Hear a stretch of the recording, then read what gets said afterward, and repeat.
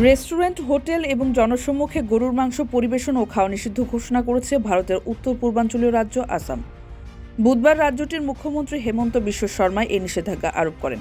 তিনি বলেন, রাজ্যের কোনো হোটেল বা রেস্তোরাঁয় গরুর মাংস পরিবেশন করা হবে না, এমনকি কোনো পাবলিক অনুষ্ঠানে বা কোনো পাবলিক প্লেসেও পরিবেশন করা যাবে না।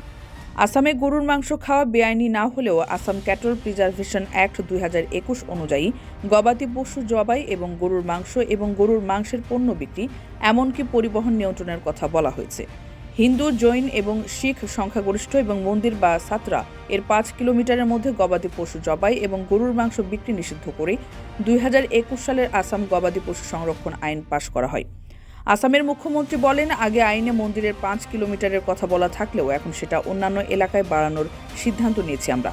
আইন লঙ্ঘন করলে 3 থেকে 8 বছরের কারাদণ্ড এবং 3 লাখ থেকে 5 লাখ রুপি পর্যন্ত জরিমানার বিধান রয়েছে। কারো কাছে স্বপ্ন পূরণ, কারো আনন্দের উপলক্ষ, আবার কারো জীবন পাল্টে দেওয়ার মুহূর্ত, কখনো জীবন বাঁচাতে সর্বোচ্চ গতিতে উড়ে চলা, কারো আবেগের শেষ মুহূর্ত, আপনজনের শেষ বিদায়ে শামিল হওয়া।